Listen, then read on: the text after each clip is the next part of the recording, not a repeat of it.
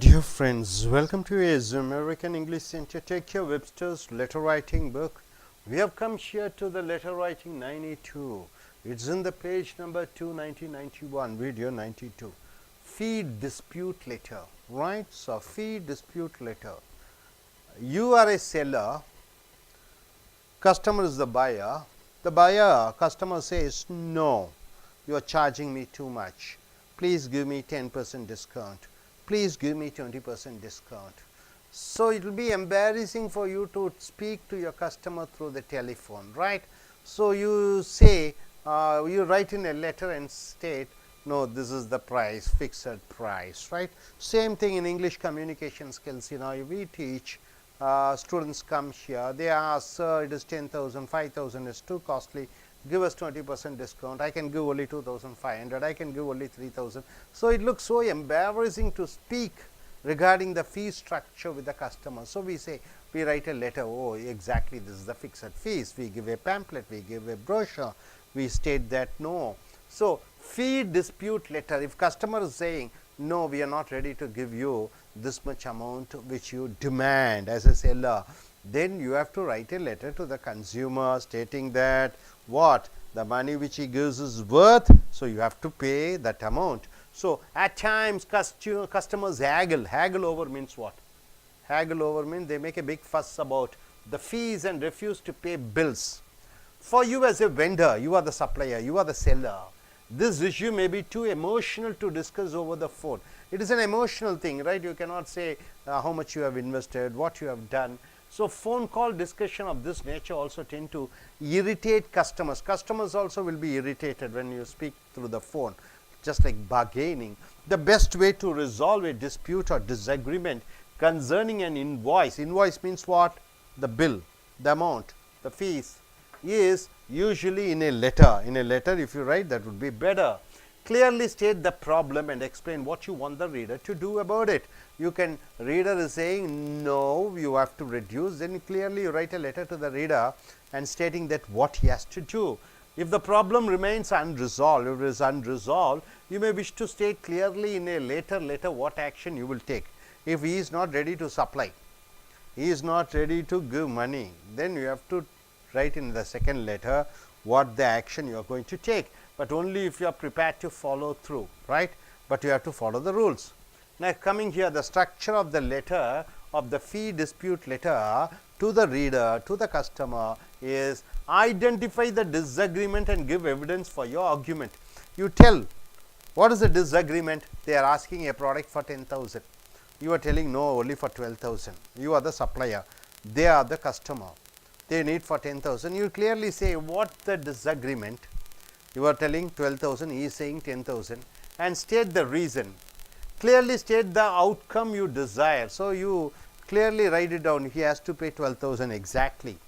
If appropriate, state what action you are prepared to take to ensure a just outcome. If he is not ready to pay 12,000, what action you are going to take, that you have to tell him. End by expressing your confidence in reaching a mutually agreeable solution. So, end of the letter, you have to express there should be a mutual agreement between you and us. So, the handy phrases would be, according to my records,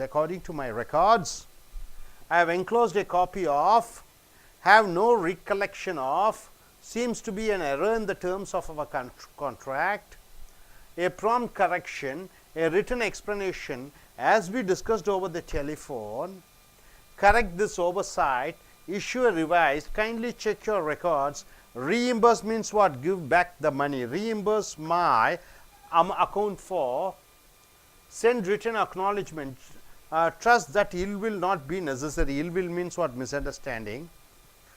Necessary to, a simple clerical error, you can say a simple clerical error happened, appears to be a misunderstanding, can sort this error out quite easily to our mutual satisfaction.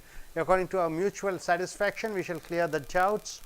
Resuming our mutually beneficial relationship, would appreciate your immediate attention to this matter. So, these are the phrases which should be used. Now, coming here, John. So, John, one gentleman is writing to John. John is the customer. This gentleman who writes is the supplier. So, John is the customer. I have given a lot of thought to our conversation last week, and I am not comfortable with how we left it. So, last week they had a conversation regarding the business, and this gentleman who writes a letter is not comfortable. You are not going to pay me for the second proofreading of your website, but rather you want to barter your copywriting services, right. So, this man is a is a web designer to one company. That company is not ready to pay the amount, right, exactly as what they have spoken.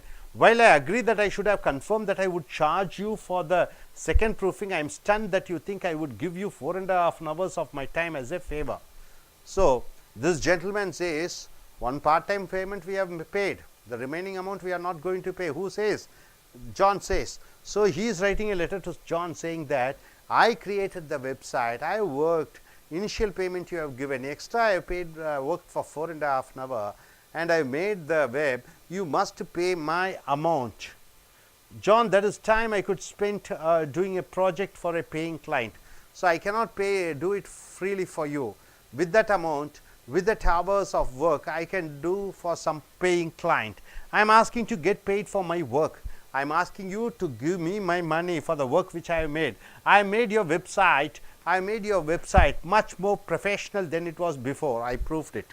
So, I made the website in a much better quality before that. There were dozens of types of and mistakes on 99% of the pages.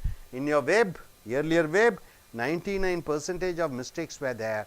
I corrected all those things. If you get one new client because they are impressed with your professionalism, suppose because I did the website and everything are clear, if some customer sees that website and if he gives you business, then you have me to thank. You have to thank me, and that client will pay you a lot more than $157. So, more than what the dollar you are going to pay, he is going to pay you. So, I look forward to hearing from you. So, this is a letter written to the one company by one website designer. The company is not ready to pay the remaining amount. He writes a letter asking them, please pay the amount. We have done so wonderful things. So, tips for resolving a disagreement about payment. So, tips: specify the contract. You have to say the contract is like this. You promised me to supply, you promised me to pay 12,000 rupees product, what service for which you want to be paid, and the amount of payment you believe the customer owes you. So, owes you means what? How much the customer has to pay to you. Reinforce the value of the products or services provided. You have to say once again, what's the value of the product, what's the value of the service. If possible, demonstrate that the value that the customer received is far in excess of the small payment you are owed. You have to tell to the customer that what he is going to pay is much lesser than what he is going to gain by your work. Show understanding of their position without agreeing to it. So, you have to make them to understand their position. Refuse it without venom. Venom means what? Without using bad, ugly, hurting words, but decisively. Then ask to be paid. Avoid accusation and threats. Don't accuse, don't threaten, particularly in a first letter. In the first letter you shouldn't do. Second letter you can do what action you are going to take. So, day to day, every day problem happens. Fee dispute letter, writes a contract. As earlier we have spoken, they don't supply certain things. So, business gets spoiled. That time you have to write a letter to the customer stating then it avoids problem, it avoids embarrassment, so it avoids irritations. Able to understand? So, I request you gentlemen to come here. So, you what do you do? What is your profession?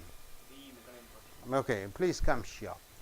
So, you are the manager of a company which sells gearbox to Hyundai company. You are the company owner which sells gearbox. You sell one gear for 30,000 rupees. Hyundai company says only 25,000 they are ready to pay, but the contract was 30,000. Now, they say because of the price rise and everything, they are ready to give you only 25,000 rupees. Now, you have to tell them Why 30,000 rupees? What is the value of one gear 30,000 rupees? Why you charge? And you are asking them to please acknowledge or please do according to our contract, or you are going to take legal action and you are going to stop supplying gearbox. Okay, state. Good evening everyone. I am a director of Hyundai company. I am Shankar Narayanan.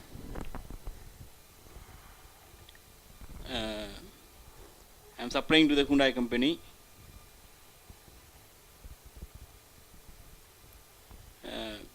I write a fee dispute letter that I mentioned that we purchased from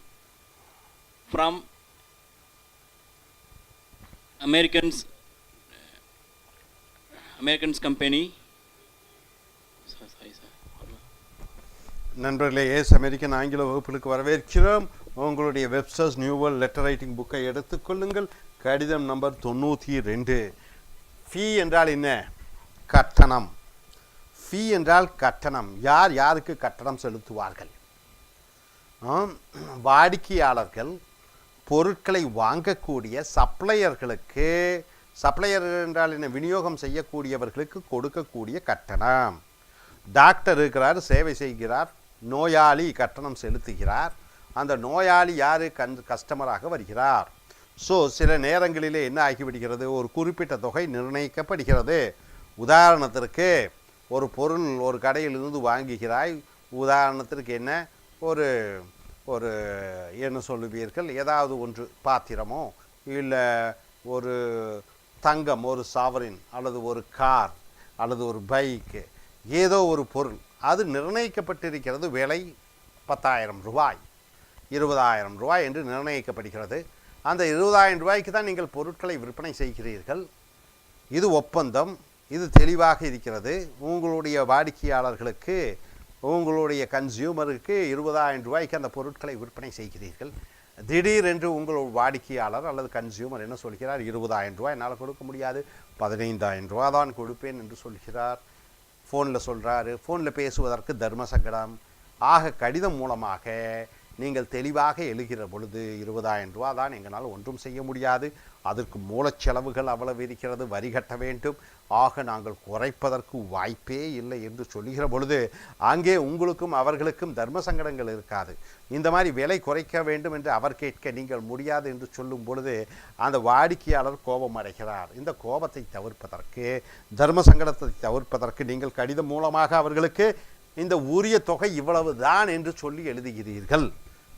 அப்படியும் அவர்கள் முதல் கடிதத்திலே அப்படியும் அவர்கள் இல்லை, முடியாது, ஒப்பந்தப்படி நாங்கள் supply பண்ண முடியாது, கொடுக்க முடியாது, அந்த பணத்தை கொடுக்க முடியாது என்று சொல்கிற பொழுது நீங்கள் அடுத்த கடிதத்திலே எச்சரிக்கை விடுத்தும் விதமாக, இதை போன்று நீங்கள் செய்யாவிட்டால் நாங்கள் இனி பொருட்களை அனுப்ப மாட்டோம், உங்களுக்கும் எங்களுக்கும் வியாபாரம் முடிந்துவிடும், சட்ட ரீதியான ஆக்ஷன் எடுப்போம் போன்ற கடிதங்களை அந்த எச்சரிக்கை விதமாக 2வது கடிதத்தில் எழுத வேண்டும். அதுதான் இந்த ஃபீ டிஸ்பியூட் லெட்டர். ஃபீனா கட்டணம், டிஸ்பியூட் என்றால் என்ன பிரச்சனை, லெட்டர். ஆக இந்த கடிதம் மூலமாக இதை பார்த்தீங்கன்னா எப்படியெல்லாம் எழுத வேண்டும், ஸ்ட்ரக்சர், ஹேண்டி ஃப்ரேசஸ், சொற்றொடர்கள் என்ன எழுதியிருக்கிறது. இங்கே பார்த்தீங்கன்னா ஒருத்தர் வெப்சைட் க்ரியேட் பண்ணியிருக்கிறார் ஒரு நிறுவனத்திற்கு, சிறு நிறுவனம். இந்த வெப்சைட் க்ரியேட் பண்ணுறவரிடம் 30,000 ரூபான்னு பேசியிருக்காங்க. ஆனால் அவங்க கொடுத்த பணம் எவ்வளவு? 20,000 ரூபா கொடுத்துருக்காங்க, 10,000 ரூபாய் கொடுக்கவில்லை. ஆக இந்த வெப் டிசைனை பண்ணினவர் கடிதம் எழுதுகிறார் அந்த ஜான் என்ற நண்பருக்கு. அந்த வெப் டிசைன் பண்ணின நிறுவனத்தினுடைய மேலாளர் ஜானுக்கு, நாம் 30,000 ரூபா பேசினோம், 20,000 ரூபா தான் கொடுத்தீர்கள், 10,000 ரூபா கொடுக்கவில்லை, நீங்கள் 10,000 ரூபா தர முடியாது என்று சொல்கிறீர்கள், இலவசமாக செய்து கொடுங்கள் என்று சொல்கிறீர்கள்.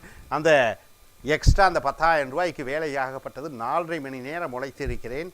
நீங்கள் ஏற்கனவே பண்ண வெப்சைட்டில் பல தவறுகள், 99% தவறுகள், அந்த தவறுகளையெல்லாம் திருத்தி நான் அழகான ஒரு வெப்சைட்டை இணையதளத்தை கிரியேட் பண்ணியிருக்கிறேன். அந்த இணையதளத்தை பார்த்து வரக்கூடிய ஒரு வாடிக்கையாளர் கொடுக்கக்கூடிய தொகை 15,000 ரூபா, எனக்கு நீங்கள் கொடுக்கறது 10,000 ரூபா, அதை விட கம்மியாக இருக்கும். ஆக நீங்கள் தயவு செய்து பழைய தொகையை எனக்கு கொடுத்து விடுங்கள் என்று நட்பு ரீதியாக அன்பாக கேட்கிறார். இதற்கு மேலும் அவர் கொடுக்காத பொழுது இவர் எச்சரிக்கை கடிதம் அடுத்து அனுப்புவார். இந்த சொற்றொடர்கள் என்ன, இந்த டிப்ஸ் என்ன என்று பார்க்கிற பொழுது அந்த டிப்ஸ் எப்படி அந்த கடிதம் எழுத வேண்டும் என்று எழுதப்பட்டிருக்கிறது. Hope you are able to understand. இனி அடுத்து வரக்கூடிய கடிதத்தில் மற்றவர்களை பார்ப்போம். Thank you very much.